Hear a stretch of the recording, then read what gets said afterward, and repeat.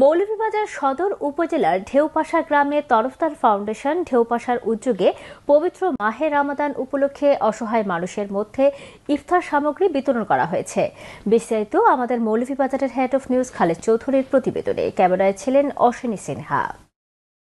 মৌলভীবাজারের মনোনদীর তীরঘেঁষা একটি গ্রাম, নাম যার ঢেউপাশা। প্রতিবছর এই গ্রামের বাসিন্দারা বানের বন্যায় ক্ষতিগ্রস্ত হয়ে অসহায় হয়ে পড়েন। জীবন বাঁচাতে অনেকেই পাড়ি জমিয়েছেন নিরাপদ জায়গায়, কিন্তু তুলনামূলক অসহায় পরিবারগুলো রয়ে গেছে গ্রামে। তাই প্রতি বছর দেশি প্রবাসী বিত্তশালীরা ছুটে আসেন গ্রামে এইসব অসহায় পরিবারকে সাহায্য করার জন্য। এমনি এক পরিবার এই গ্রামের তরফদার পরিবার।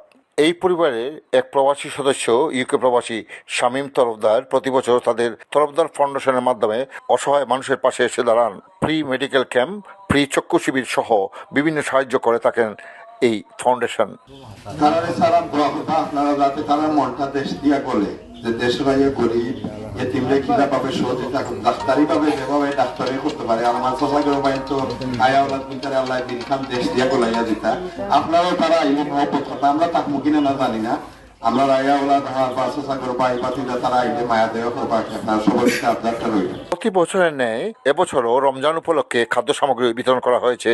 এই উপলক্ষে এক অনুষ্ঠানে উপস্থিত গ্রহীতা ও বিশিষ্টজনের সমন্বয়ে সংক্ষিপ্ত আলোচনা অনুষ্ঠান অনুষ্ঠিত হয়। এতে সভাপতিত্ব করেন তরফদার পরিবারের সদস্য মোবাশির তরফদার। অন্যান্যদের মধ্যে উপস্থিত ছিলেন সম্মিলিত সামাজিক উন্নয়ন পরিষদের সভাপতি খালেদ চৌধুরী, বিশিষ্ট সমাজসেবক আব্দুর রহমান পারভেজ, জে.কে. জসিম, শামীম তরফদারের ঘনিষ্ঠ আত্মীয় সহ স্থানীয় বিশিষ্টজনরা। প্রায় 200 পরিবারের মধ্যে খাদ্য সামগ্রী বিতরণ করা হয়।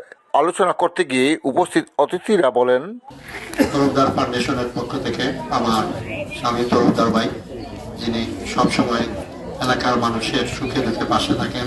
উপকারভোগীরা অনুদান পেয়ে তাদের কৃতজ্ঞতা প্রকাশ করে অনুভূতি প্রকাশ করেন। Khaled Chowdhury, channels news, Dheupasha, Moulvibazar.